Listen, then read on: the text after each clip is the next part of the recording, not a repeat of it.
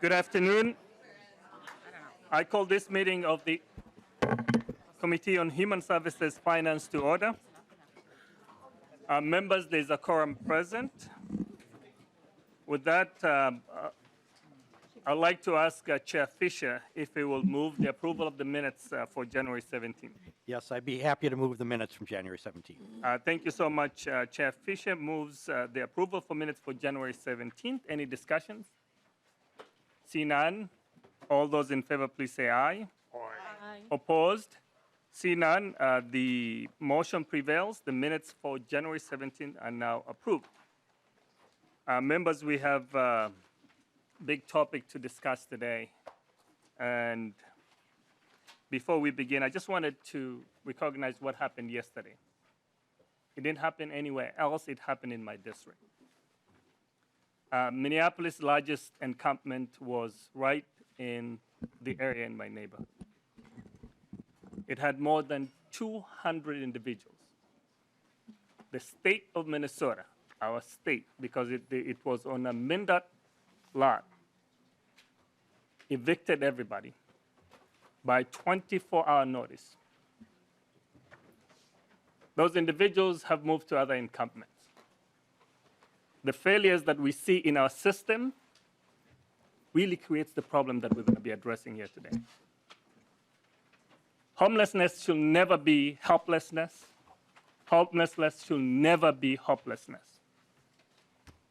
And homelessness should never be criminalized. But every time that I look around, I've been on that side, we can prevent, we can reduce homelessness in the state of Minnesota if we choose to do that. But it seems that we forget about them. Homelessness is deadly. Adnan lost his life in that encampment last week. Members, the diseases of despair and disconnection should never mean that we cannot support individuals. Substance use disorder has got a process that we can help individuals. Mental health has got a process that we can help individuals. That intersectionality between mental health and everything else, and we ignore to do the right thing. We can offer services to everyone who was on that site. And I keep on hearing that we can do it. It's time for us to say we can do it. Once and for all, every human being, every individual deserves to live in dignity, with respect, and giving them the tools that they need. Members, every individual in our state deserves to live in a safe, healthy environment, a place that they can call home. I think it's past due, and it's an overdue. We'll hear more about it today. And there are many people who are experiencing homelessness every single day across the state of Minnesota. On that side, I've seen individuals who come from greater Minnesota, within the city, even those who have been moved away from where they were today. They just moved a few miles within the city. We didn't solve a problem. We created more problems. We, as the state of Minnesota, because that was our responsibility. And to the local government, it's time to step up. This means a real partnership. And it means taking responsibility for our citizens who live in our areas in the local government level. The finger pointing that was happening, that it took many weeks just to get a toilet for those individuals. They were living in an area whereby they were using buckets. A place that they needed to feel safe, like any other place that we have in our home. A bathroom. A place for them to clean themselves. Their health. In this weather, sub-zero, we find the right shelter for ourselves. But we have to think about the cost that is associated with individuals who are living homeless in our state of Minnesota. It's costing us more than what we need to invest in. We know some people will never be able to receive the services they need in different shelters because of the conditions that exist in those shelters. We can create low barrier areas. We can help people transition. I won't belabor you with all that information. We'll hear more about the testimony today from those who will come before us. With that, members, I would like to start with the presentation from the Minnesota Interagency Council on Homelessness. Ms. Dressel, welcome to the committee. Please introduce yourself and proceed. Thank you, Chair Noor and members. My name is Elizabeth Dressel, and I'm with the Minnesota Interagency Council on Homelessness. And Chair Noor, thank you for your opening remarks about just really centering that these are individuals in crisis, people right now. I'm going to be covering here today with all of you just a high-level overview. You have a lot on your agenda, hearing some bills and things that can be taking action on a lot of what we're talking about here with the high-level data, but just appreciate the centering in this data is, statistics high level, but it's real people, people's lives, people's voices that are behind it and are really important to center in the work that we do. And that, yes, it's going to take a partnership and a real commitment to address homelessness in our state. And I agree, we can do it. So with that, for those of you who might be less familiar, the Minnesota Interagency Council on Homelessness is a cabinet-level body that's led by our Lieutenant Governor and co-chaired by Commissioner Ho of Minnesota Housing and Commissioner Harpstead with the Department of Human Services. And then it has the commissioners of these agencies you see here on this slide. And they work together to drive the policy and budget work around housing stability and homelessness for the state agencies. And I think that this cabinet level body was formed with the recognition that no one state agency alone is responsible for preventing and ending homelessness, but rather that each of these agencies has an important role to play in our state's response to homelessness, whether it is preventing people from exiting public systems like corrections or foster care into homelessness, helping identify homeless and highly mobile students, supporting people in accessing the supports and health care that they need, preventing overdoses, helping people in recovery, addressing the critical needs of domestic violence survivors, and creating the kinds of housing opportunities that will work for all Minnesotans regardless of their circumstances. So this cabinet level body was formed in 2013. They have worked to develop state plans that drive state agency action on the response to homelessness. And so there's been a few plans, as you see there on the screen. You'll notice that the last plan ended in 2020. We were beginning the process of developing the next statewide plan at that time. But then COVID came, and so that became our primary focus. Much of our interagency team really worked to support the response to COVID for people facing homelessness and keeping them safe. And lots of the providers that you'll see in the room did really remarkable things to make that happen. And so we are in the process of developing our next statewide plan focused on achieving housing, health, and racial justice for people facing homelessness.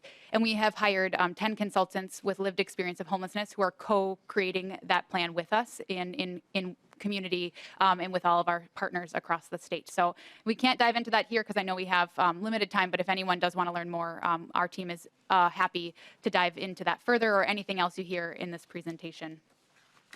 So you might be wondering what we mean when you hear often people talking about preventing and ending homelessness. And when we say ending homelessness, we don't mean that no one ever again will face, in the state of Minnesota, will face a housing crisis. But we do believe that we can do a better job as a state and as a system to prevent those in a housing crisis from ending up homeless, or if that is not possible, ensuring that it is very brief and rare and that they don't return to homelessness. So this visual here is just a way to kind of illustrate that.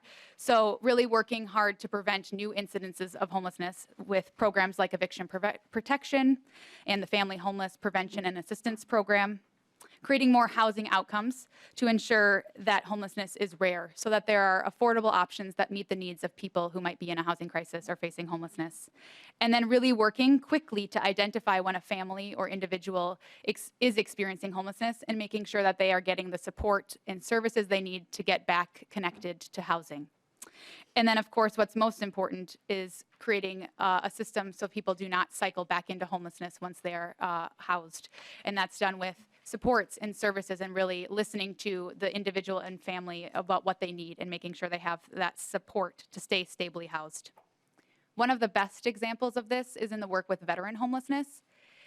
85 of Minnesota's 87 counties have effectively ended veteran homelessness. So what that means is they have done just this. They have developed a system within their community where they can prevent, are working to prevent veterans from becoming homeless. When they do find veterans who are experiencing homelessness, they are working quickly to find solutions to get them connected to housing. They do this, if you've heard of the Minnesota Homeless Veterans Registry. That's kind of like a by name list where they're really working with partners to identify and listen to the veteran about what they need, what supports and services are going to make them successful, and then making sure they have those so that they're not returning into homelessness. And this is something that we know and need to see across populations of people facing homelessness.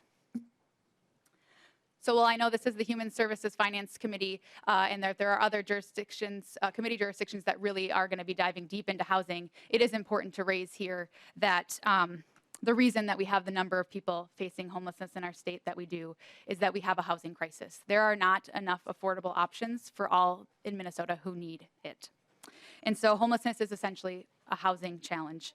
And this here on the screen, this graph is just trying to show a little bit about that as when we look especially at the lowest income renter households in our state.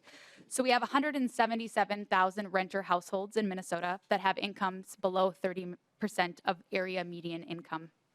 And we only have 119,000 units that are affordable and available to that level of income. And so we can see there's a gap. We don't have enough units to meet the needs. And then additionally, there are some individuals who might be occupying units that make more than 30% area median income. So there is a need for more affordable units, a need for units that have the services and supports that people facing homelessness need.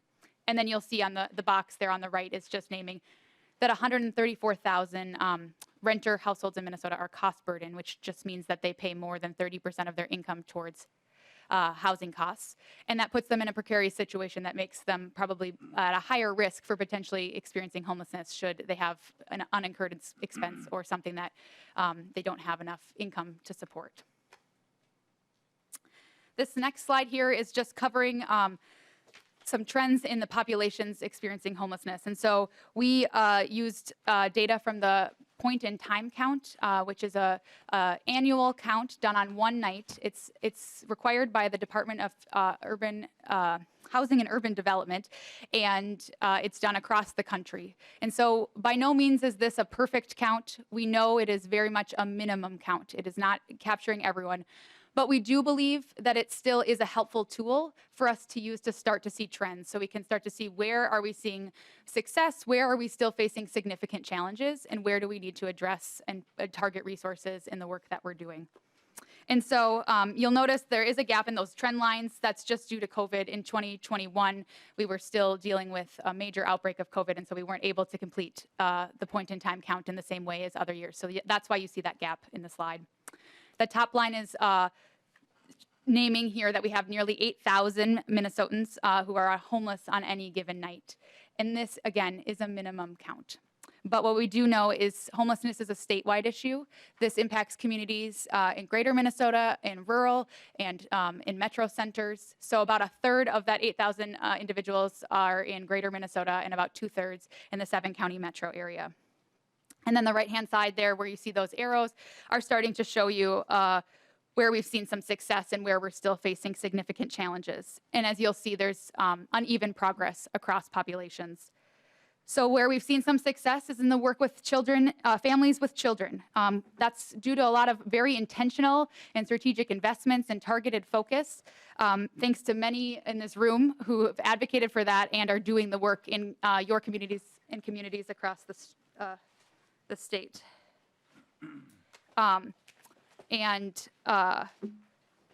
So just knowing that there are providers doing this work and it's working, it's helping find and make connections for families. And we're seeing with the trend line data here from point in time count, a decrease in families with children. It's also promising to see that the number of unaccompanied youth is going down. Far too many, but we still know that's a minimum count, and far too many young people are facing homelessness in our state. Especially that minimum count, many youth often couch hop, are doubled and tripled up, and so it is often difficult to count. They aren't captured in the point in time count data. Also want to point out that there is not always the same progress across communities in our state. We had data shared with us from the Minnesota Tribal Collaborative to Prevent and End Homelessness, and they are sharing that youth homelessness is actually rising on tribal nations. So they're not seeing the same kind of progress that we're seeing in this other point in time count data. So just really raising that to our forefronts as we are thinking about the work we're doing here and where we need to stay focused and where we still need to continue to drive progress and see trends going in the opposite direction. And then, of course, those ones that you see increasing there, concerning growth among individuals, people staying outside, and people facing chronic homelessness, meaning they've been homeless for a year or longer or multiple times in a time period. And again, connected to, back to that previous slide, on the need to have housing options that meet the needs of people and that are affordable. And then when that's not, while we're waiting for those shelter spaces that are meeting the needs of people who need them and providing them the services and support that they need. And so, just naming to do that work, continuing to be person-centered, listening to the people facing homelessness, asking what they need, and directing the resources in that way, in the way that people are saying they need them. This graph here is just, our chart is showing the profound impact of racism and inequity in homelessness. Every time I see this, it is a stark reminder of what we are working with and what we need to confront. I think often people think that poverty and like the disparities we see in poverty are similar to the disparities we see in homelessness. This graph is trying to show you that that is not always, that isn't true. So while yes, there is disparities among people in poverty. So American Indians in Minnesota are 4 times more likely than white Minnesotans to be living in poverty. Black Minnesotans are 3 times more likely. But when you move over to the right-hand side of this graph, what you're seeing is 30 American Indians living in Minnesota are 32 times more likely to be facing homelessness. Black Minnesotans are 12 times more likely.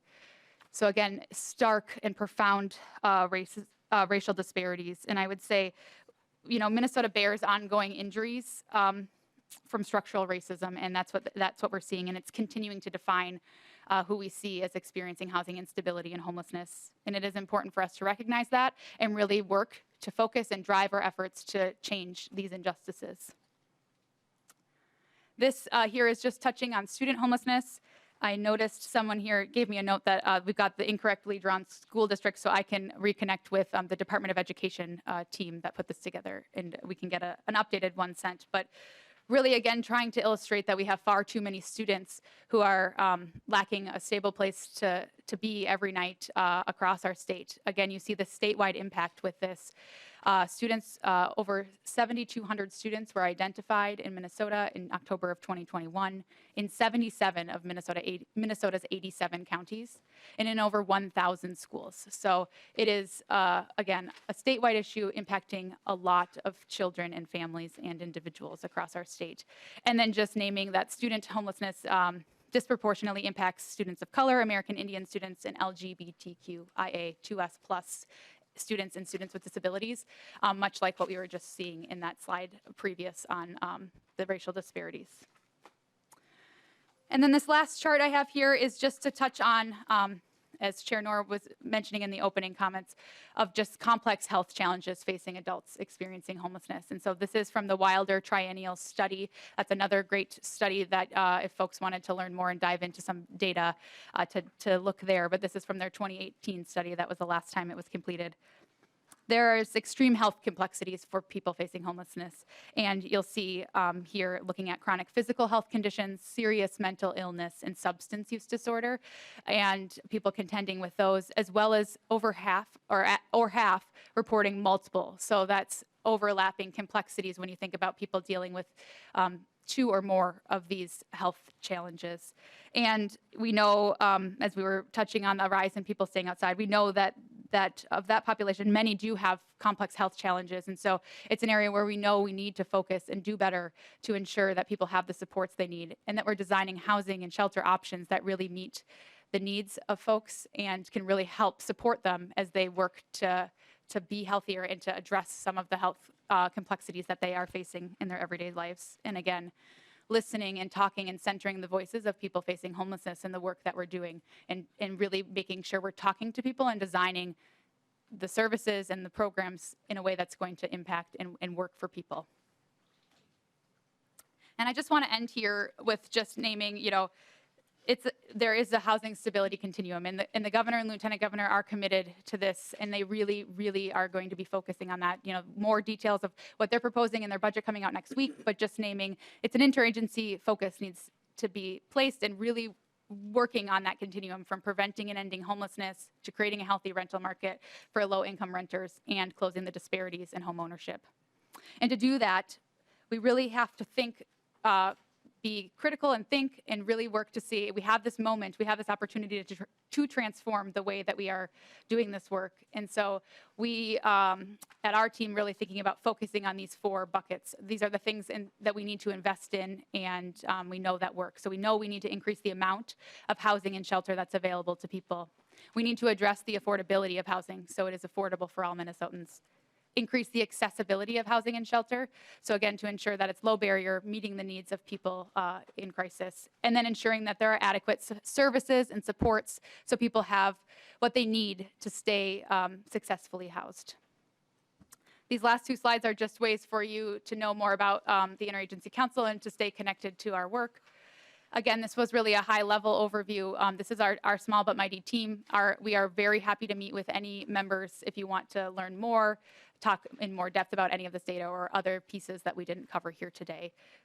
And so I will just leave us with thank you for the time, and as we started, that this is data. Sometimes it's easy to think we hear a lot of data and statistics, but it's real people's lives that make up this data, real people in crisis, and it is our responsibility to work to ensure that all Minnesotans have a safe and stable place to call home. Thank you. Thank you so much, Ms. Dressel. Members, any question? Lead New Brinley? Thank you, Mr. Chair. And thank you for the presentation. I served on the Homelessness Committee last year, Yes. so I've been engaging in lots of these things. But I'm wondering if you can tell us a little bit about the Homelessness Management Information System and the providers, how they report to that system, and then how that information is used regarding particularly different providers and the services they're offering. Yeah, thanks, Chair Knorr and Ms. Representative Dressel, New Brinley. And I just looked down at my handout, so you all should have a handout. I meant to mention this in the slides, that the Homeless Management Information System is a database that is kind of the real-time database tracking information on people's housing needs as well as program-level data. And so, there are, I don't know the number, but 10 state programs, so that's listed on that handout, that state programs require providers who are getting funding from those programs to enter into HMIS. So they're entering person-level data and helping track and make connections to housing and services needs. It's also a way then at the program level, so aggregated data is shared, not person-level data, to help track and see where programs are being successful and where they're facing challenges. So that's my high-level overview. Chair Knorr and members, we do have staff from ICA if there's more technical questions that people want to get into, or happy to follow up and make a connection for folks to learn more about HMIS. Thank you, Mr. Chair, and thank you for the follow-up. Thank you for that. That's really helpful. And I'm just wondering, that is something that we have not interacted with a lot in the Homelessness Committee over the last couple of years, and I am wondering, yes, can you please send out additional information? We know this information is out there.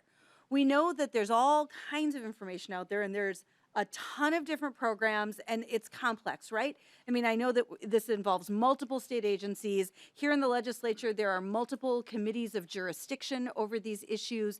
It is really complex, and it's really difficult for us as legislators to know when we see a bill saying, hey, let's support this program. Well, we have no idea how that program is doing compared to other programs. What populations are they serving? How successful are they? And not only how successful are they independently, but how successful are they compared to other programs doing the same thing? Because I think it's incumbent upon us to say, hey, this program is really knocking it out of the park. We should amplify this program. And this one's kind of struggling. And maybe we either need to help them get up to speed and figure out what's going wrong, or we need to say, perhaps it's okay to let that program go and amplify something else. But I feel like we really struggle as a legislature having access to that information. And so I guess if there is any follow-up, you can send me the information, but I would be very interested to know the ease of use to access that real information, because I just feel like the one thing we learned on committee over the last couple of years is that we really don't know what's happening in this space collectively. Yeah, thanks. Dressel. We can follow up Representative New Brindley with that. And then again, talking probably with providers in your community is a really good way for us as far as the ease of use point of getting a user experience. But we'll follow up with more information. So thank you. Representative Bry. Thank you, Mr. Chair. Thank you, Ms. Dressel, for your presentation. My question is about people with disabilities, and we know that you highlighted it for students. We see that there are co-occurring conditions, and although it wasn't called out, people with disabilities represented in the general population. So I am interested in understanding where you get the information on needs assessment, the best ways to be addressing those needs, the scope and nature of it. I did notice that the Minnesota Council on Disabilities doesn't seem to be included in the council, in the Interagency Council. So if you could clarify that, I'd appreciate it. Yeah. Ms. Dressel. Thanks, Chair Knorr and Representative. Yeah, so the Council on Disability is not a member of the Interagency Council because that is a cabinet level body, so the Council on Disability is not. But we have engaged in past, prior to COVID, really working with some of those councils, both Council on Disability and Developmental Disability and some of the other councils that exist. So it's a good reminder to continue to engage in that work. As far as maybe just a clarifying question on the needs assessments, are you talking about on an individual level or on the systems? Representative Bry. Thank you, Mr. Chair. On a more macro level, understanding and knowing what works, to lead New Brindley's question, I think, as well, what effective models are there for each unique population? Thank you. Yeah. So part of that is both is looking at the data, both in point in time count, and then the Wilder study has more in-depth data that they have that we didn't get into. But I would say also it is talking to providers and people facing homelessness is really a way to learn and understand what's working and what's not. And so, various programs at the state, program staff are often in communication with their grantees or people who are applying to really start to hear and understand what's working and what's not.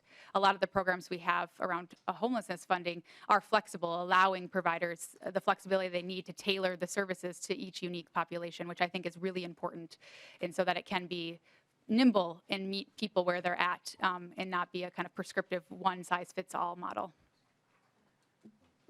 Thank you so much, Ms. Dressel. I think we are ready for the first bill for the committee, and thank you. We'll connect with you. I know there's so many questions, and we'll do some follow-up. Thank you so much.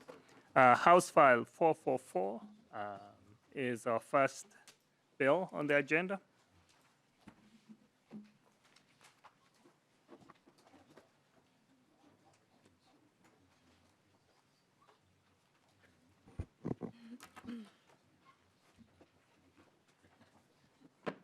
Representative Keeler, welcome to your committee. I just wanted to ask you to move the House File 444, please.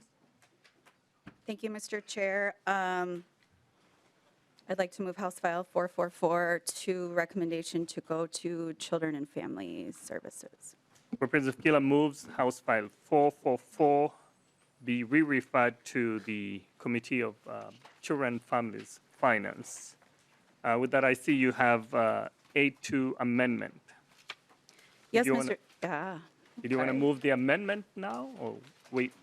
Yeah, we can move it now, Mr. Chair. What the amendment does is can I explain the amendment? Please move the amendment, the A2 amendment. I move the A2 amendment. We have A2 amendment before us. Please proceed and explain what A2 amendment is doing. Sure. So as many of you know, I represent District 4A, which is Moorhead, making the statement very clear that homelessness is a Minnesota concern. And so what the amendment does is it just added that 40% of the funding in our shelter portion of this would be required to do work in Greater Minnesota, because often we kind of get overlooked, and in a way this is just a part for me to make sure that we're dedicated to that commitment. Any member discussions on A2 amendment? Lead New Burnley. Thank you, Mr. Chair. And thank you, Representative Keeler, for the amendment. Actually, this is an amendment that we had, a similar amendment. We had discussed this idea generally, and we appreciate the amendment. Thanks. With that, members, all those in favor of A2 amendment, please say aye. Aye. Opposed? See none, the amendment is adopted. With that, Representative Keeler, please proceed to your bill as amended. Thank you, Mr. Chair and members. This work that we did over the last 2 years in our Preventing Homelessness committee was extremely emotional. We're not just dealing with issues, we're dealing with human lives. And to me, the most basic foundation of all of us to succeed is to know where our next meal is going to be and to know that we have a place to call home. As we've heard over and over in many statistics, it really doesn't matter what area of life we're in. Individuals who look like me have greater hardships in this area. So for 41 years, I've lived and seen this experience not only in my own life and the people that I love and in the communities that I work in. I came into this work as an Indian education liaison. This was not the plan for me, but I'm an extreme empath. And so I sat and I listened to stories and stories and stories, not only in my communities, in our schools and our next generations, and they were crying for our help. When you don't know where your next meal is going to come from, or you don't know where you're going to sleep, there is absolutely no way you can be your most authentic, beautiful self. There is no way for you to grow and thrive in Minnesota. And I believe that the one thing we all can believe in is that we all deserve an opportunity to be our best self. So this has been extremely hard in the best ways, because I think Minnesota and the future of Minnesota deserves this. I've worked diligently to try to figure out how we bring collectively together a pathway so that everybody can have a place that we call home. What this is basically, so a quick overview for those of you who hadn't been here. Chair Gomez, and I was the vice chair, and then Lee New Brinley sat and served for the last 2 years on the Preventing Homelessness Committee. This is what I consider basically the vetted pathway of all the things that we heard in the last 2 years. It's programs that we heard about, we learned about, and that I really, truly, deeply believe in. So we've put this together and we're calling it the Pathway Home Act, because again, collectively is how we start the path to make sure every Minnesotan has a home. This is not the fix-all. This is not the one Band-Aid that is going to make this all better. What I hope this is it's a statement to all of you who are listening, to those of you who have lost somebody because of our negligence, and the opportunity to provide you a safe place to live. So with that, Mr. Chair, I'm going to walk through this bill, and I'm going to talk about things in a very high level. We have amazing testifiers here, and I'm not going to waste my time because it's actually their story that I think is worth hearing.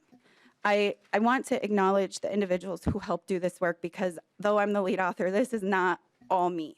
If you look around, many of you have done diligent work in your communities to be advocates, to speak up in a space where maybe there wasn't space to talk about it. I want to appreciate Sean Herring for the work that he's done, and Molly Peterson for the hours behind the scenes to put their time and energy into this, because this matters. I want to thank Lee New Brinley for her openness to have conversations around this. I do believe that we're going to disagree on a whole lot of things, but I think at the end of the day, we really want to do good and give people homes in Minnesota. So I know there's a bunch of other people that I'll probably thank at other times, but I can't go without at least acknowledging that.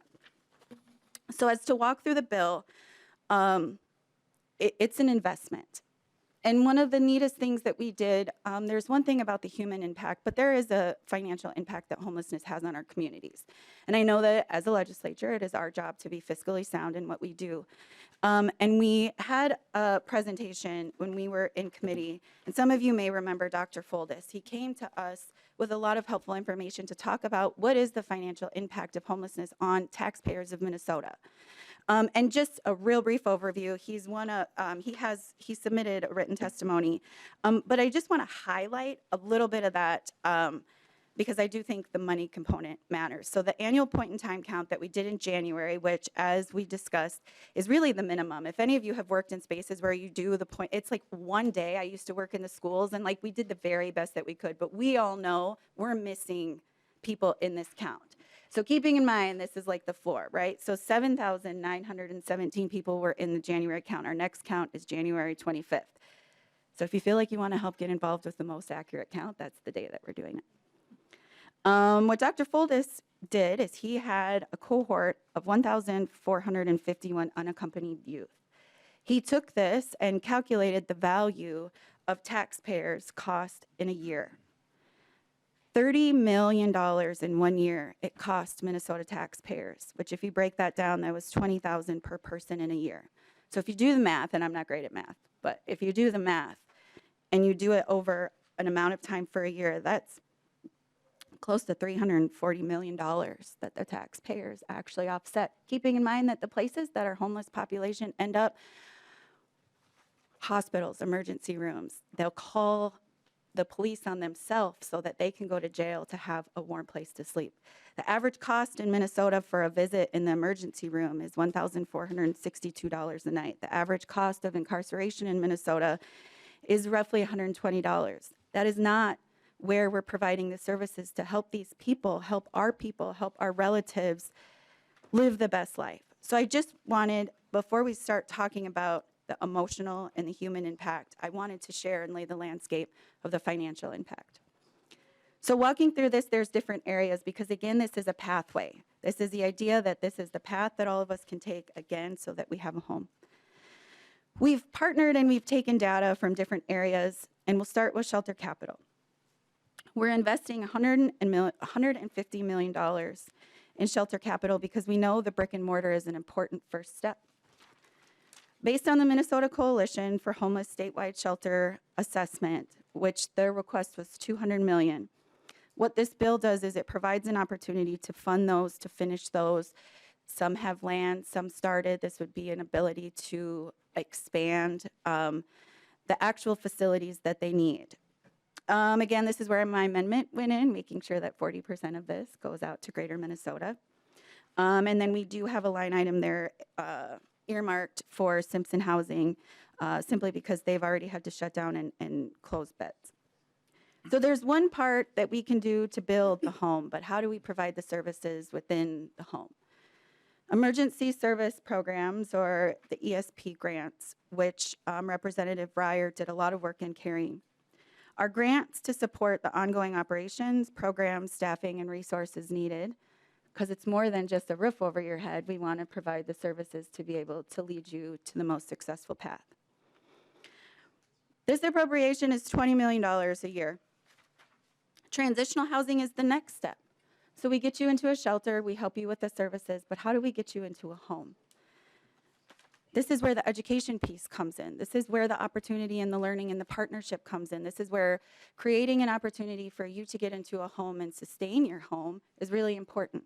So transitional housing is an investment over 36 months to help you transition into a home so that you can increase the likelihood of success there. One of the areas that I've been extremely passionate about and that I talk about in other areas, when I was getting my master's degree in educational leadership, I did my practicum on what are the barriers to academic success outside of academic rigor, which is kind of a mouthful, but basically I was asking people, what were your barriers? Not, is math hard? Is science hard? What are the barriers? And the two things that rose to the top were access to food and access to shelter. So again, our kids aren't successful in our schools if they don't have these. So our Youth Homeless Act was actually a program that was really advocated for by the youth themselves. What this does is it provides grants and funds street outreach. It's out in the communities, it's out in the spaces where our kids are at, providing the services that they need. Can you imagine being a kid and not knowing where you're gonna go, not having the resources as an adult, and being terrified?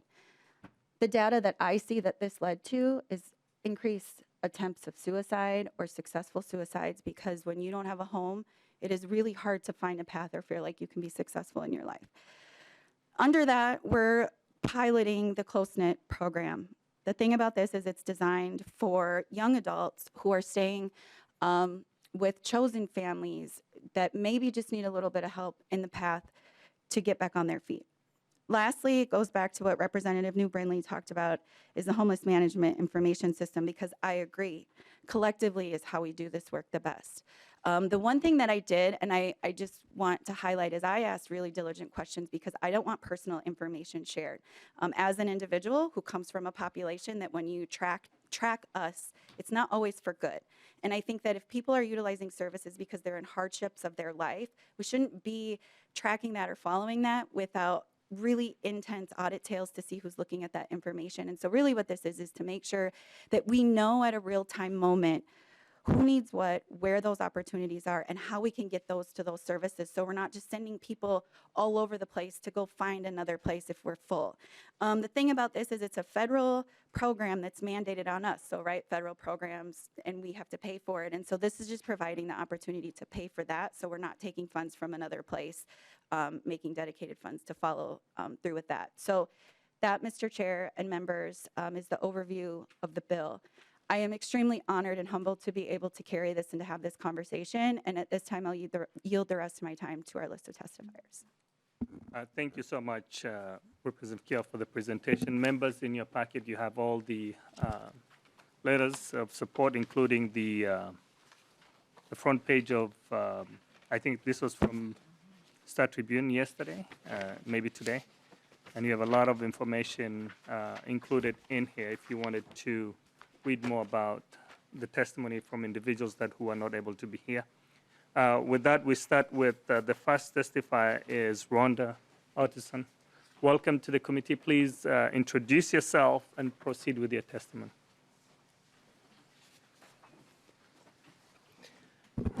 Thank you, Chair Knorr, Vice Chair Bonner, and members of the committee. I'm Rhonda Otteson with the Minnesota Coalition for the Homeless.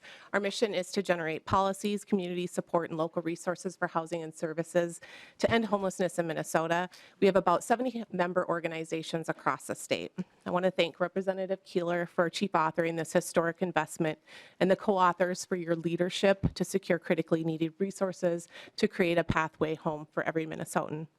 At MCH, we work with advocates and leaders in every region of the state. In particular, people with lived experience of homelessness are essential leaders in identifying the challenges and solutions to address homelessness and housing instability in Minnesota. Listening sessions, ranking and selecting key priorities for our policy agenda, and playing key roles in our advocacy are just some of the ways that these leaders with deep expertise of homelessness lead and impact our work. I want to call your attention to the items that we submitted that are in your packet. First, we provided some additional statistics on some slides, and we provided one-pagers on Shelter Capital and the Emergency Services Program, as well as the 2023 Shelter Capital Needs Assessment.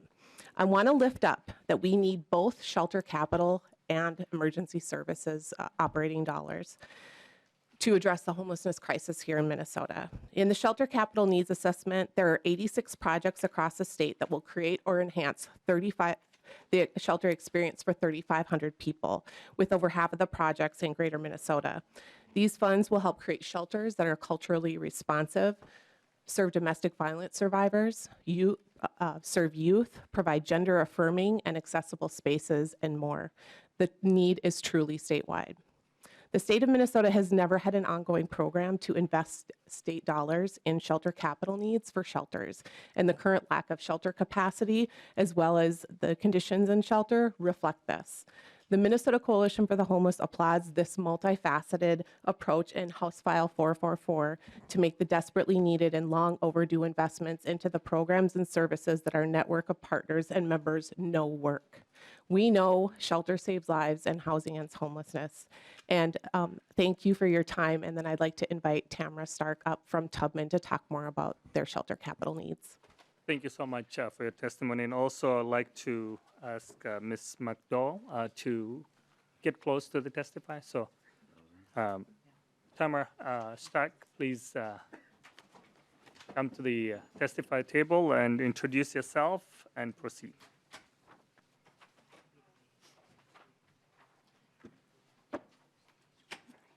Welcome to the committee. Please introduce yourself and proceed with your testimony. Thank you. Good afternoon, Chair Noor and members of the committee. Thank you for your heartfelt opening and call to action in partnership. Chair Noor and Representative Keeler putting your heart into this as well. It's a real deal. So we are going to do this together, end homelessness. So I'm Tamara Stark. I work as Senior Director of Housing and Youth Development at Tubman. Tubman is an anti-violence organization committed to social change through collaborations and by providing a range of comprehensive services across the Twin Cities metro region of the state. I'm deeply committed to this work, and unfortunately, I know all too well what it's like to not have a stable home as well. At Tubman, we know it's essential to have dignified, accessible, and culturally responsive services for survivors who are unhoused due to violence. And your investment allows for places like ours to ensure we are delivering high-quality shelter, transitional housing, and community services that centers the needs, strengths, and the wisdom of the people we serve. These investments help ensure that individuals, youth, and families have access to 24/7 comprehensive services and wraparound support, including safety planning, individual coaching, culturally and developmentally sound case management and advocacy, support groups, survivor-centered leadership, recreational activities, and expressive arts, career and financial skill building, as well as trauma-informed staff and security functions that are culturally responsive, inclusive, and representative of the populations we serve. As we deeply value the wisdom of lived experiences that help further enhance services, these dollars would specifically allow us to the following: adding an elevator to improve accessibility, complete a partial roof replacement, make needed electrical updates, and begin kitchen repair and renovation. We would also be able to add more fully accessible restrooms. When people enter our spaces, they are trusting their lives with us, and it's critical that places we do the work demonstrate this, and that people we have providing the services get the resources that allow them to deliver in ways that demonstrate our dedication to providing the best possible experiences in order for people to thrive no matter where they're at in their healing journey. Given that Minnesota has not historically provided funding for shelter capital, your efforts show us that you truly are invested in the health and well-being of every Minnesotan. I greatly appreciate you allowing me to share this testimony, and really am thrilled about this homelessness package. It will truly save lives and brings us closer to ending homelessness in this state. I am now happy to answer any questions you may have.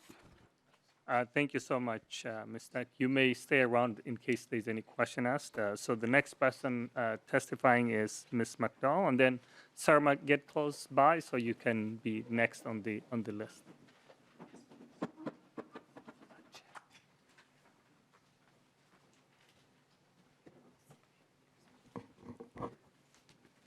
Please introduce yourself and proceed with your testimony. Thank you, Chair Noor, and members of the community for having me here today. My name is Claudette McDowell. I've been part of the Regional Expert Network for over a year, and I became homeless in 2014 due to losing my job and exhausting all my savings trying to keep my apartment. I grew up in Jamaica and came to the United States in 1999 and was shocked to learn that so many people here are homeless. People are homeless here, being that it is a rich country. Other countries don't have all these opportunities that we do here, yet homelessness doesn't exist in Jamaica. When I became homeless, it took a long time to get into shelter due to the hours that they were open and the shelters being full. Once in the shelter, it was shared with 6 other people, and it took a long time for me to get used to that. It was very uncomfortable and hard to sleep with all the noise. You needed to sign up for showers. Imagine that, showers. So you had to stick to a strict schedule for meals. You had to wake up by 6 a.m. and leave the shelter with all your belongings by 8 a.m. I didn't feel safe there, but I persisted because I didn't have anywhere else to go. If we could increase funding for emergency services, grants, and provide funding for shelter capital, we would create new shelter spaces and offer safety and privacy, preserve and improve existing shelters, and provide adequate staff support within the shelters to make it a better experience for people that need to stay there. My experience staying in a shelter was traumatic, but if people in the shelter struggling with mental health, addiction, and other disabilities were able to get the right services and support, my experience likely would have been better. I eventually get connected to Project for Pride in Living and have been housed now for the past 8 years. During that time, I got my information technology certifications through Cisco and CompTIA, and I graduated with honors. I am more motivated now, and my main focus is to get a full-time job, and joining the Regional Expert Network has been a highlight for me. I never want to be homeless again, but I want to use my experience to change the system and make things better for other people. Shelter saves lives, and housing ends homelessness, which is why I'm here today to express my support for House File 444 and to thank those of you who worked to put it together. I will be available for questions if you have any. Thank you. Thank you, Ms. McDonald. Thank you for sharing your story with us, and also congratulations on your accomplishments. So thank you. Okay, thank you. The next person is Ms. Serma. Welcome to the committee. Please introduce yourself and proceed with your testimony. Thank you. Good afternoon. My name is Rose Serma. I am the Executive Director for Oasis Central Minnesota. Since 2016, we've been providing emergency shelter and housing case management for both families and individuals in Morrison County. I'd like to sincerely thank you for the opportunity to be here to talk about the critical need for expanding shelter capital through funding shelter capital, as well as increasing funding for operations. I'd also really like to extend my appreciation to those here speaking and sharing their personal stories, and just stress, as others have said, they are the experts. Currently, our organization is the only emergency shelter provider in the county, as well as much of the surrounding area. Our agency currently provides emergency shelter in a motel setting, as well as 2 rented apartments in a duplex. Each night we provide safe shelter for someone. That is a night they are safe from violence, safe from financial exploitation, safe from sexual exploitation, safe from an environment filled with illegal drugs, and safe from becoming a victim of human trafficking.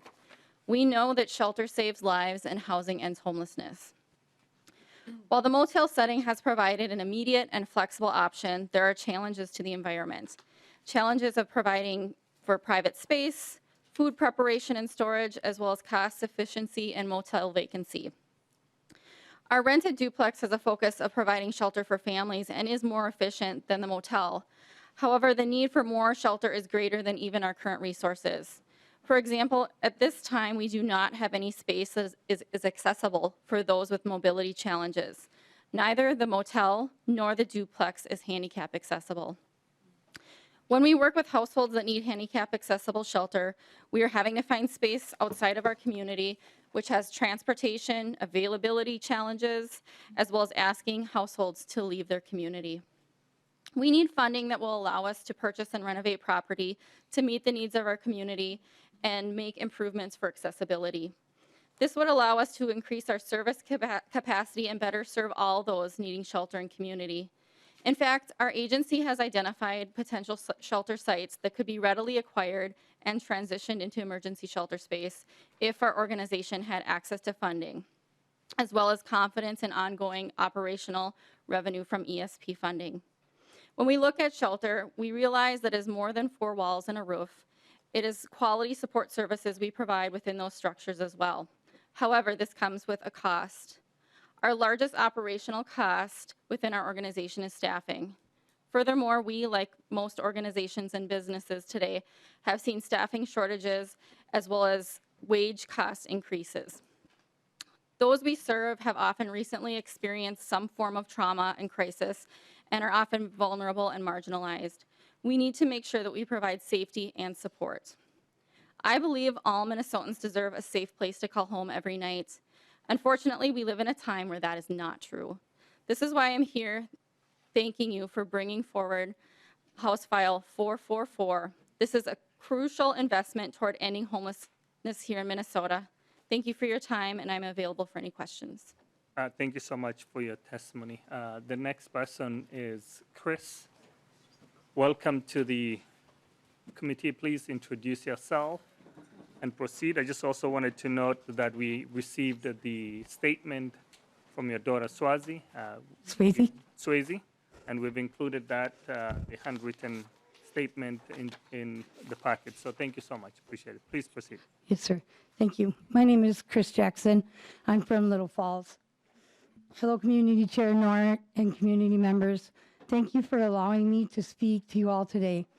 My name is Chris. I'm a single mom of 6, and I'm here today to share my story and struggles of being homeless. My first experience being homeless was when I was 11 years old. As a child, couch hopping or trying to stay with friends, but ultimately sleeping in the streets or in the play equipment at various playgrounds. The horrible things I had to do to survive, most could never imagine. From having to run drugs for local drug dealer to not be beat or forced into prostitution, ending in beatings and forced captivity, just to have a place to sleep. My life has always been tough. I never met my father, and a drug-addicted mother who sold me to men as a child and beat me on a daily basis was normal to me. My bedroom was an old tin shed. I was locked in unless serving a purpose for the family. And growing up in a time when mental health was not something you talked about, but hid and suffered in silence. Yes, my struggles made me a stronger person today. And yes, I survived a childhood that most cannot think of. Throughout my life, and I was set as a young adult, then 5 years ago, I found myself trying to flee a domestic violence situation with my 4 minor children. After waiting 3 weeks for a spot to open up in the women's shelter, enduring the abuse until the call came that there was an opening, there was a room. So I fled in the cover of night.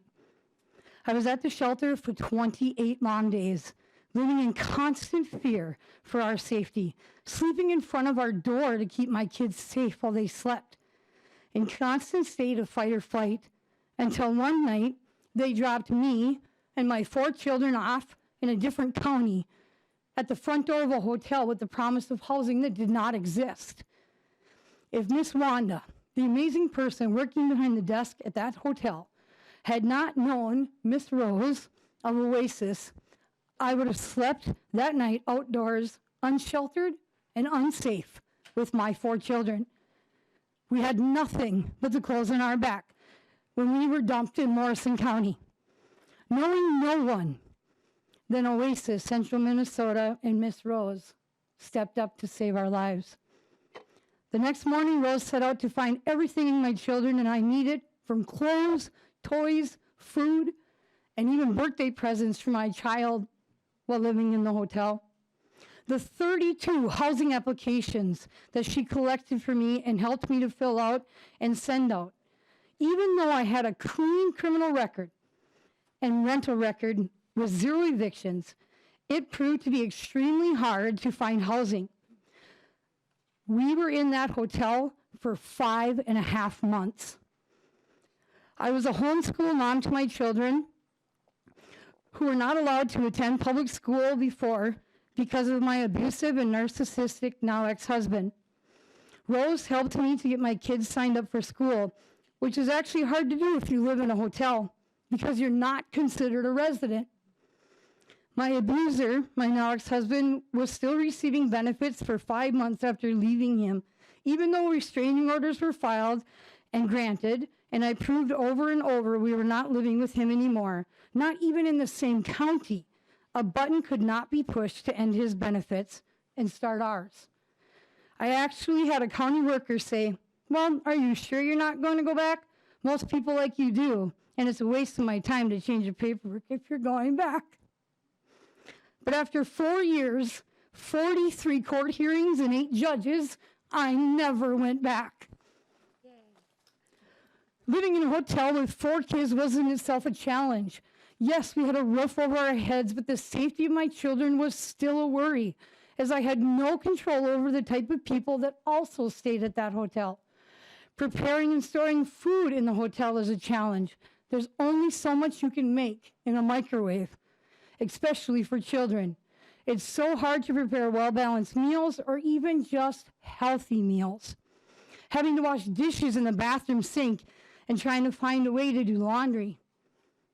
It took so long to find housing as there was nothing available. Shelter is more than 4 walls and a roof. Stability is needed so badly by children and adults alike. The constant worry to provide and to have an adequate home to raise my kids in was an everyday concern. We survive on less than $400 a month in cash assistance after paying my rent, but myself and my children will never give up. Oasis has plans that would increase shelter options by acquiring their own building or to build a building that they need capital to make that happen. That's why supporting this bill is so important. It will be a space to be safe and successful. There needs to also be supportive services in all areas. And by providing a centralized location would be the best outcome possible. Because my experience is though I have become an advocate for other survivors in my community. I also hold a seat on the Catholic Church Social Concerns and Advisory Council, as well as a community member seat on the Emergency Food and Support Program in Morrison County. I helped bring Toys for Tots to Morrison County for the first time ever officially in 2022, and provided toys and food baskets for the holidays to over 600 children. I've been a part of Morrison County Toy Drive also for the last 3 years, and helped battered women, single moms to fill out and drop off housing applications, job applications, but most importantly, providing a safe home for kids, for the children who are being hurt and affected by our lack of homes. They are homeless or they are abused, and all they want is to be safe. All know Mama Kane does not judge, but I support and love them all every way I can. We struggle from day to day to survive, but we'll continue to do so to help those that need it. I've been a volunteer coach for elementary age children in after school and summer sports for 22 years now, and still am to this day. But most importantly, I help those in my community who are going through tough times, as I am a survivor of domestic violence and I am a survivor of homelessness. So I relate and understand on a level that many cannot. Having stable housing has allowed both myself and my children the opportunity to thrive. My children all receive great grades in school. They all play sports, as well as my oldest is in speech and student council. I require all of my children who live in my home at the time to do 10 hours a month of community service so that they may understand the world is greater than just themselves. Please pass Bill HF 444 so many like me who need help can get it and start to heal and move forward in life. Thank you again, and I'm available if you have any questions. Thank you, Chris, for the courage and sharing your experience and your story. We're touched by what you have shared with us. We'll continue to fight to address the homelessness and all the other issues that you touched. So thank you so much. Stay by just in case there's any question. Yes, sir. Thank you, sir. The next person is Beth, followed by Oasis Shaman. Please get close by.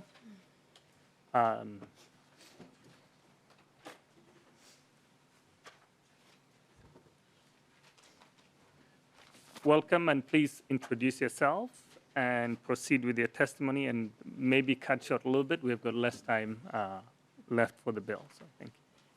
Thank you, Chair. Thank you, Chair Nora, and members of the committee so much. It's difficult to go after such an amazing person, and I'm also in front of two other amazing people, so I will definitely keep my remarks short. I want to just really also thank you, Representative Noor, as well as Representative Keeler, and I have to give a thank you to Sean Herring, too, and Representative Fisher. How could I ever forget you? Just people that have really, really championed youth homelessness, and so thank you for that. My name is Beth Holger. I'm the CEO of The Link. The Link is a youth and adult-led nonprofit. We're based in North Minneapolis, but we provide a continuum of services for youth that are experiencing homelessness, sex trafficking, or are aging out of foster care or involved in the juvenile justice system. Everything from street outreach to 9 housing programs, 3 shelters, and a lot of different supportive services. I'm also the policy co-chair of the Youth Services Network, which is a statewide youth service frontline provider organization. So I'm here on behalf of many peer organizations that do this work. It's definitely not the Link alone. I'm here to say that on any given night in our state, there's 4,872 unaccompanied youth experiencing homelessness. We have 312 shelter beds, so you can do the math and figure out we have a big gap. We see youth that are getting kicked out of their homes. They're living out of cars. They're riding the bus all night. We've worked with youth that are living out of a car in the Walmart parking lot in Apple Valley, Minnesota and Dakota County. We've also worked with LGBTQ young people that are literally so abused in their home that they leave it because of their sexual orientation or gender identity. I could sit here and tell you a lot of different stories, but I think there's other people that will tell you much more compelling ones than I have. What we're seeing is really increased mental health needs, some more severe acts of domestic violence. Our youth are being impacted by gun violence. So I sit here today and I've been praying all day for 2 young people at the Link. One's in the hospital on a ventilator because she tried to commit suicide. She's newer to us, 18 years old, has experienced both homelessness and sex trafficking. Another one that's in the hospital right now was in the wrong place at a wrong time and happened to get shot, and so he has a bullet lodged in his stomach. So these are the kinds of things that we're working with, not just during the day. We're open 24/7, 365, as are my peers. No blizzards, pandemics, civil unrest stops us. We also are seeing a lot of pregnant and parenting youth. So not only they are, and as a parent, I cannot imagine, being 16 or 17 experiencing homelessness with your children. I have so much respect for all of you. And we're seeing tons and tons of oppression and discrimination. We see disproportionate rates of Black and Native youth and youth that identify along the LGBTQ spectrum that are experiencing homelessness.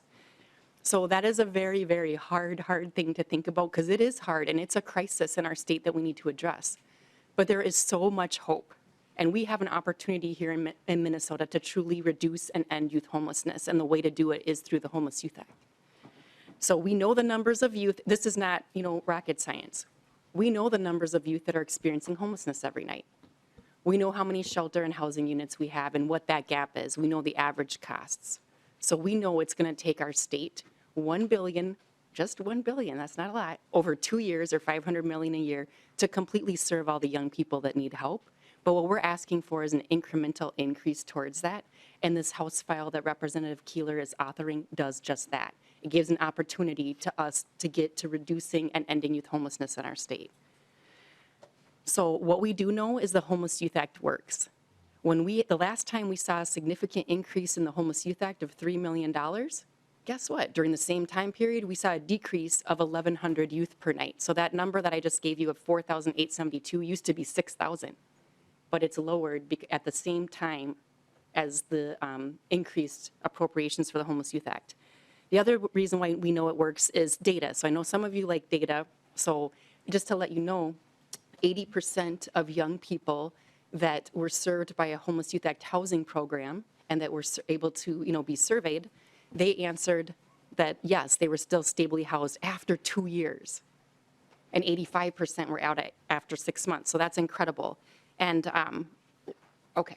And I'll just end it with this. We have a chance in our state to reduce and end youth homelessness. I'm so appreciative, and I hope that you can support this because it is a solvable problem. Thank you so much, Representative Keeler. Thank you so much for your testimony. To the rest of the testifiers, please keep it less than a minute so that we can vote on this bill by the next 5 minutes. So the next person is Oasis Chairman. Please welcome to the committee. Introduce yourself and proceed. Please keep it to a minute if you can. Thank you, Chairman Noir and our community. I truly appreciate you guys for having me. My name is Oasis Sherman, and I am 23 years old with 2 beautiful baby girls. I have been in Minnesota for about 6 years now. I actually originally came here from Albany, Georgia. Before moving here, I was in the Dougherty County foster system. I have dealt with many trials and tribulations, but luckily for me, there was a light at the end of the tunnel. Or at least so I thought. A new journey began here when I moved with my dad at 16 years old. Everything seemed like it was just out of a fairy tale. But that was short-lived because no matter where you move, you're always going to be faced with difficulties and unfortunate things. My dad and I bumped heads a lot, of course, because to be honest, we were complete strangers. I hadn't known of my dad until the day I met him at 15 years old. Because of this, we got into a really bad argument at one point in time, and I ended up homeless for a year after being kicked out. As you all hear this, I know many of you probably have sorrow in your hearts, but you should not. The difference between being in Albany, Georgia, and being here is I actually had a very lovely program called Oasis for Youth. Because of that, I was able to move into a very lovely home and start a promising career. I also finished high school, even though that I got pregnant at 17 years old. With that, it was very difficult starting everything because you go into adulthood with a child and you have no idea what to do.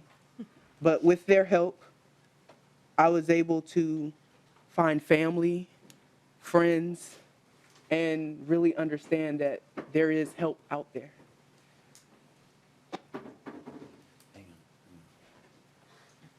So I feel that it's very important for these programs to continue to be assisted and made, because without programs like these,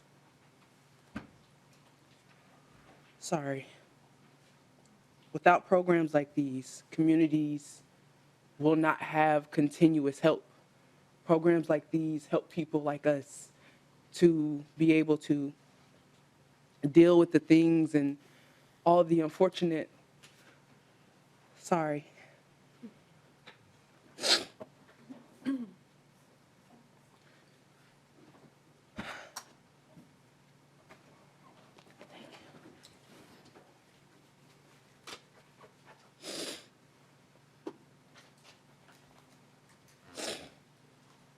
programs like these are needed because they assist people like us in getting continuous help to better our communities.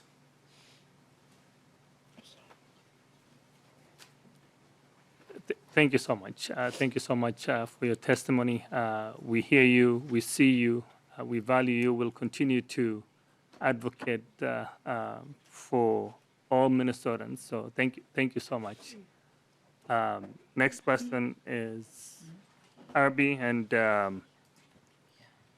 we will have Ms. Pritchard and also Jack Schwartz. If you can get close by, and please make it brief so we can get to the voting of the bill. Thank you, Chair and members. My name is Kavante Irby. I'm a currently new employee of the Link. My homeless journey started 2 years ago. I came home one night from work and I couldn't find a wall piece to plug my phone in, so I decided to use my game.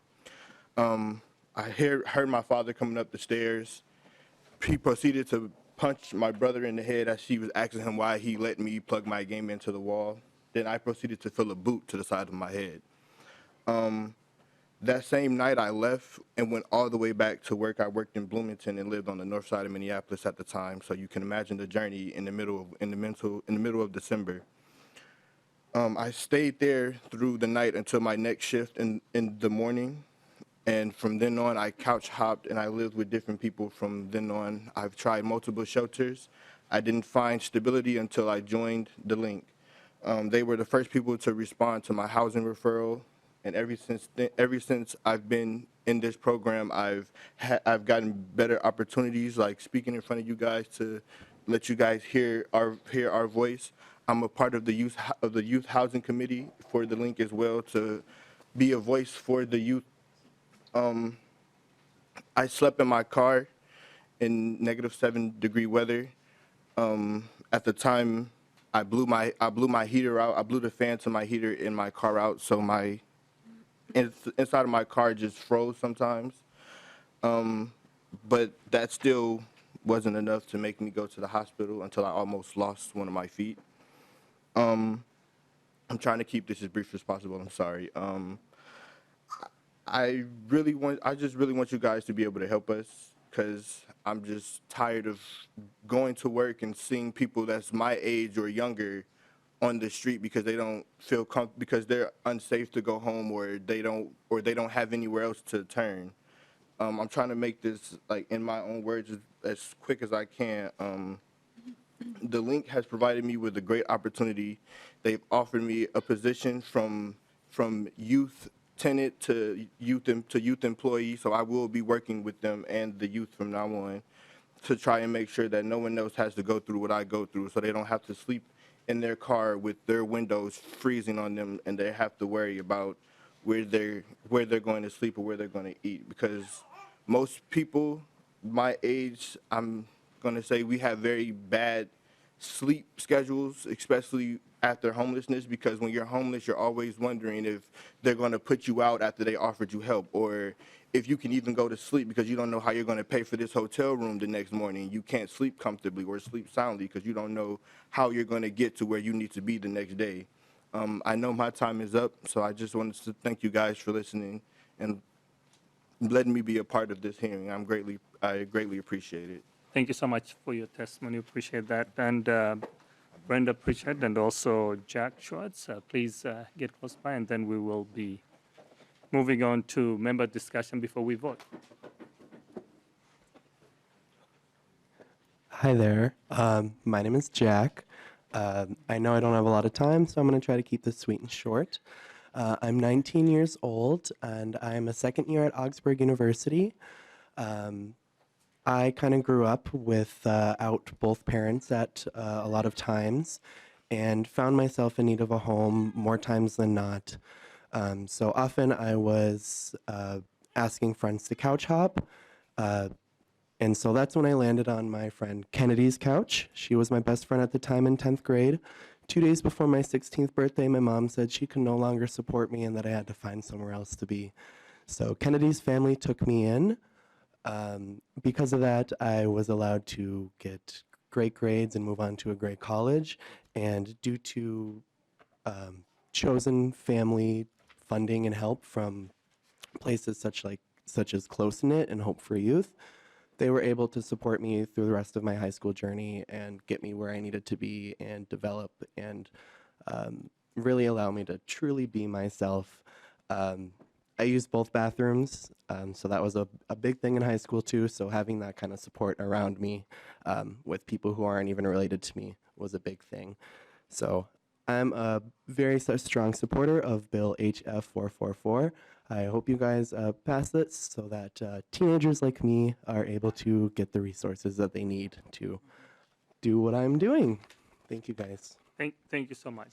Thank you for sharing your story and your testimony. The final but not the least person on the testifier is Jack Schwartz. Do we have? We switched. Oh, Sorry, we switched because Jack has to leave. Brenda, thank you. Yes, I'm Brenda Pritchard. Thank you. My name is Brenda Pritchard. I'm here to support Subdivision 4 and the funding for Chosen Family for Youth. A little bit about me and my experience working with Chosen Families is I live in rural Big Lake with my husband, 2 children, and 4 golden retrievers.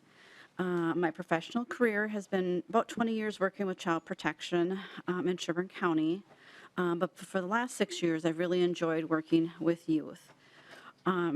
3 years have been with Open Doors in Elk River and 3 years with Hope for Youth in Anoka. And I know we're cutting time short. Basically, the program is to support youth who are staying with somebody 10 years older than themselves. It could be an aunt, could be a grandma. The things we can provide is very intensive case management, and we can also provide a financial stipend, which that can help with offsetting rent, groceries, gas cards, etc. Why we need the money? I've seen it work. Another thing is youth find good people to stay with, and they're with safe people. Another reason is I had a waiting list. There were so many youth to serve, so many people to help. Another reason is this is really a great solution for rural adolescents and families. There's no family shelters in Elk River, Minnesota. There's no shelters for adolescents. The youth in their area, when I was working with them, were telling me that we're sleeping in laundromats or hiding in laundromats, sleeping in outhouses when it was raining. The youth at that time didn't want to go to Minneapolis to find a shelter. They wanted to stay in their community. In conclusion, it's been very powerful and rewarding work. Youth need much more than a roof over their head. They need people who care about them, and Chosen Family can help them provide this. Thank you. Thank you so much for your testimony. Members, discussion, please. Lead New Brindley. Thank you, Chair Knorr, and thank you, Representative Keeler. Man, I'm like emotional today. But thank you to the many testifiers. And I won't start talking about your stories or naming your names because that's too hard. But Representative Keeler, thank you for the bill. And I appreciate what you're doing here. And I think you know that I'm sincere in that. And I really do. But unfortunately, it's my job to sort of offer a little bit of a counterpoint and bring it back a little bit. I really appreciate the goal of this bill and the purpose of this bill. But I do think that as legislators, we've got to be careful. And we need to consider some things. I'm really concerned, and we talked about this, I'm really concerned. You know, we have a ton of money in state government right now, a ton. And we have money right now to do these things. After tonight, we probably won't have this money 2 years from now and 4 years from now. We're passing legislation that's going to make this really, really difficult, what we're doing in the tails. And I'm really concerned about creating situations in the tails where we're going to put ourselves in a position where we are either in deficit spending or we're going to be forced to cut funding that folks are counting on. And I think that that's an unfair position to put providers in as well, expecting the very significant increases that are built into this bill language. You know, we've talked about this as well. While I so appreciate the stories that were just shared, I'm really concerned about the Chosen Family grants. And the reason for that is not because it's a good idea. You know, I grew up in a family where my parents, we always called it the strays, right? Like we took in all the stray kids, and I always had extra brothers and sisters, many of whom I am really close to today, and they really are my brothers. But I'm always very concerned about inserting the government into personal relationships that are really important in our society, but I'm really concerned about inserting the government into that. I would say with the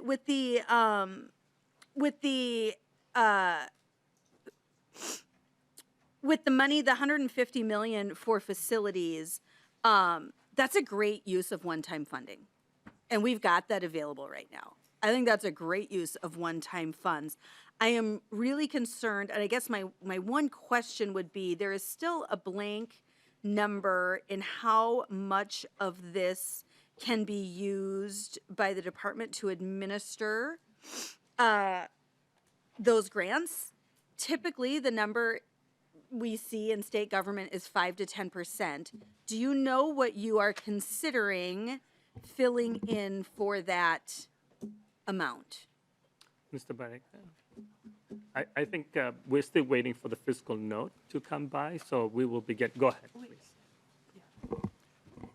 Thank you, Mr. Chair. For the record, Matt Burdick with the Department of Human Services. And Mr. Chair, Representative New Brindley, you stole my thunder. We are completing a fiscal note, and that's where we will fill in the administrative needs that the department has. Lead New Brindley. Thank you, Mr. Chair, and thank you, Mr. Burdick. I will just go on the record as saying, I mean, if we do our typical, 5 to 10%, that's $7.5 to $15 million of a $150 million appropriation. So I hope that Representative Keeler, as you move forward with this, that you are very cautious about that. I mean, we just learned the other day that the department, we've allocated funds for 388 employees, and only 41 of those have been filled. So there is funding there. So I'd be really concerned about doing another 15 million for that. So I would just ask that you keep that in mind. And then the last thing, I'm always concerned. The language in the bill allows for 100% of a project capital expenditures to be covered by the grant program. We just want organizations to have some skin in the game. If nothing else, it shows that they have the capability to be successful once they've gotten through this phase. So thank you for what you're doing. I just think there are some concerns about how it's structured. Thank you so much. Chair Fisher, briefly. Thank you, Chair Knorr. I would push back very strongly on Representative New Brindley. What you mentioned is, and thank Representative Keeler for bringing this bill forward. We've heard discussions in this committee elsewhere. How about we don't have any concerns about ongoing funding when we're talking about the elderly or disabled, but when we talk about homeless, the most vulnerable people in our society, all of a sudden we may not have the funds there. I think it's time that we take a look. We need to make the commitment here as we would for anybody else in our state, regardless if they're disabled, poor, colored, whatever. We have to make that same opportunity here. And that is one of the reasons that I'm glad we're seeing this bill come out soon and early to make sure that the people are receiving the money who greatly benefit from it. And we're making sure we're addressing all needs and not leaving some behind, like I feel I hear our Republican colleagues suggesting. Mr. Chair, I feel that is a little uncalled for and disrespectful. Representative Franson, I think there was one person who was testifying. Chair Fisher was making his statement. So if you wanted to address him, we can, discuss that. But at least by now, I think we are almost done with time on this bill. Representative Keeler, if you wanted to renew a motion for House File 444. Thank you, Mr. Chair. I renew my motion for House File 444 as amended to be voted on and passed over to children and families. We have a motion. Representative Keeler renews her motion that House File 444 as amended to be re-referred to the Children and Families Finance Committee. All those in favor, please say aye. Aye. Aye. Opposed? No. The motion prevails. Mr. Chair, can I just ask a question about it? Go ahead. I just have a clarifying question. This bill is going to children and families now. I'm wondering, what is the committee of jurisdiction over this money? Will it be coming back here when it has a fiscal note, or is children families, is that the committee of jurisdiction? We're in the middle of the voting process. Let me finish that, and then I'll come back to you. The motion prevails. House File 444 as amended is now referred to children and families. To your question, Lead Brindley, I think this bill, our objective is to get this thing done. I think we've been waiting for a long time. As soon as we can get the fiscal note, my goal is to get this bill to the floor so we can vote on, because the folks who have been here, they can't wait for us until the end of session. So my objective, I think, is to get this bill out of on the floor as soon as possible so we can get that. So we won't be seeing the fiscal note in this committee, but we are the committee of jurisdiction? At this moment, yes. So I think we have the next bill. We have House File 135. Members will stay here briefly for another 10 minutes, and then we will be ending session. 10 minutes, just in case of any questions, we can defer it later. Representative Feist, welcome to the committee, and we'll move your file, House File 135, to be laid over for possible inclusion. Please welcome to the committee and proceed. Thank you, Mr. Chair. And we will be very quick today, but we will be back at a later date when you're considering the omnibus bill if this language is included. So thank you so much for hearing this bill today. I will be very quick. You've heard a lot of really wonderful testimony about how important it is to fund homelessness services and supports. And I will just say that the Hennepin County homelessness program is incredibly robust and meaningful on a state level. 40 to 50% of beds in the state of Minnesota are in Hennepin County. 1/3 of residents in homeless shelters in Hennepin County are from greater Minnesota.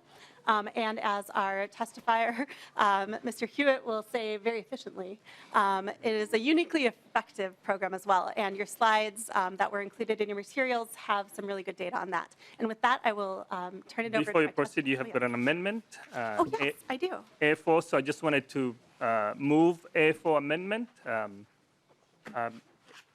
I think this is putting the bill in the shape that you want. Any discussions, members? Seeing none, we have, if I call for the approval of the A4 amendment. All those in favor, please say aye. Aye. Opposed? Seeing none, A4 amendment is adopted. To the bill as amended, welcome Commissioner Lundy to the Human Services Finance, and please introduce yourself and proceed. Thank you, Mr. Chair and committee members. My name is Jeff Lundy. I'm Hennepin County Commissioner representing District 1. I will attempt to be brief, just to really boil this down to three things. One is commitment, which I believe this room has, which is commitment to end homelessness, the desire to help others that need help. And also wisdom. Wisdom is to take all those voices, all those lived experiences that you heard in testimony today, hear those experts to apply that wisdom to an effective plan.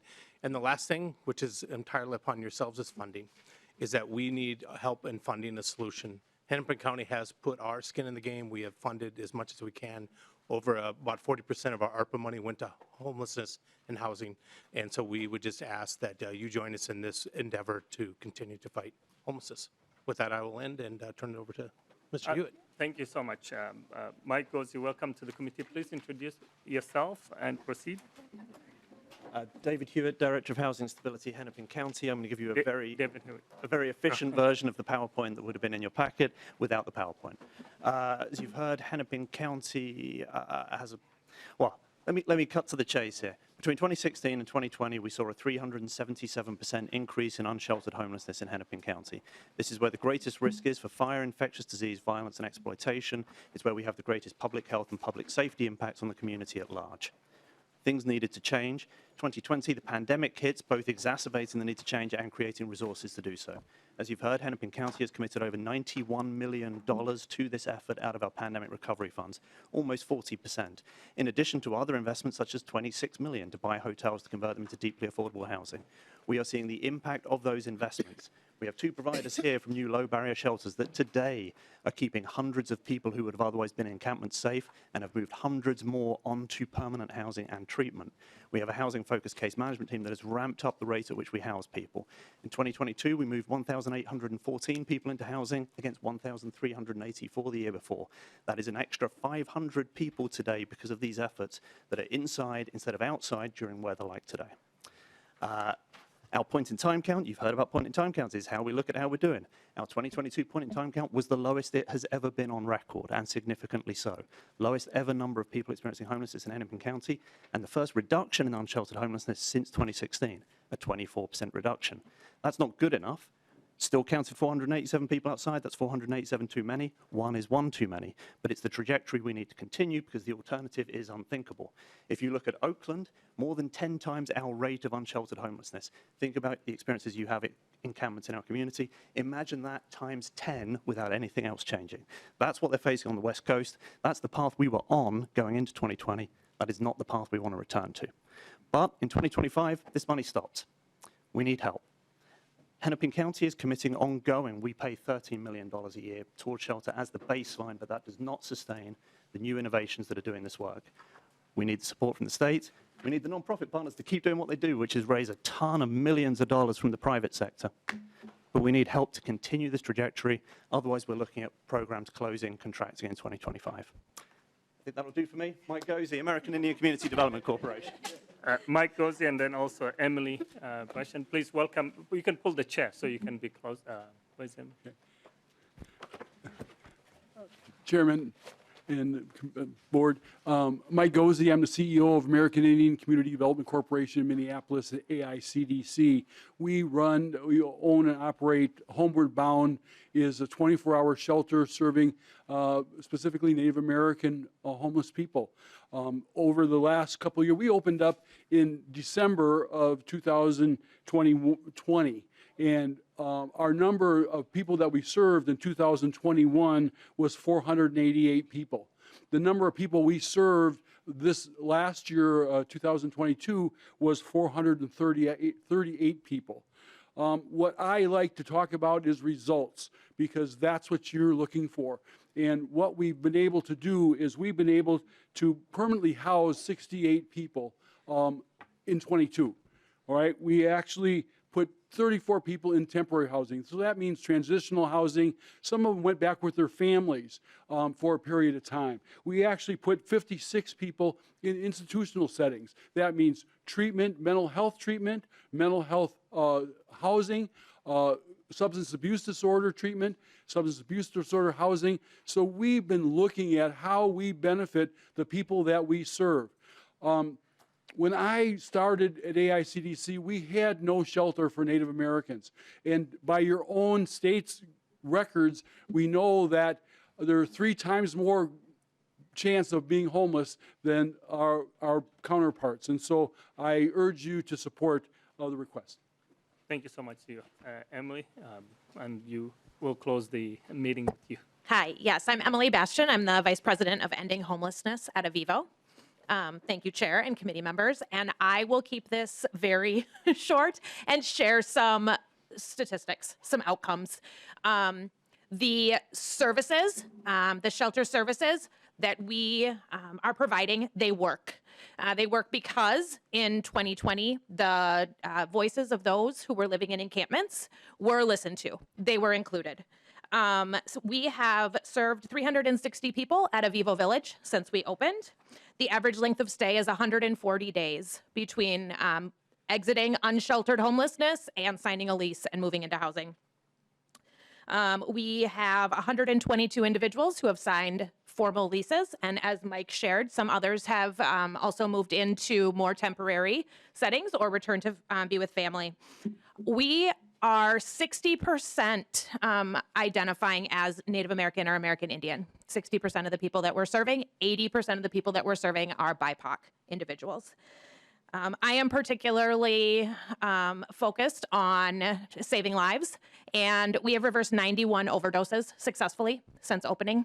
The return on investment on reversing an overdose and giving someone an opportunity to live and thrive and be a part of our community cannot be, there's not a dollar amount. We have 14 dogs, 7 cats. And most importantly to me, we have had 14 babies born. It is an adult shelter. You need to be 18 or older. Those 14 babies, that means that their mothers were somewhere not meant for habitation, living in a tent, in an encampment, in an abandoned building when they were pregnant with their child. And that is not acceptable, and we are better than that in Minnesota. And this funding will allow us to continue these wonderful outcomes. So thank you. Thank you so much for your testimony. Hearing no further discussion, I will now renew my motion that House File 135 be laid over. Thank you, members. With no further agenda items, we are now adjourned. Thank you.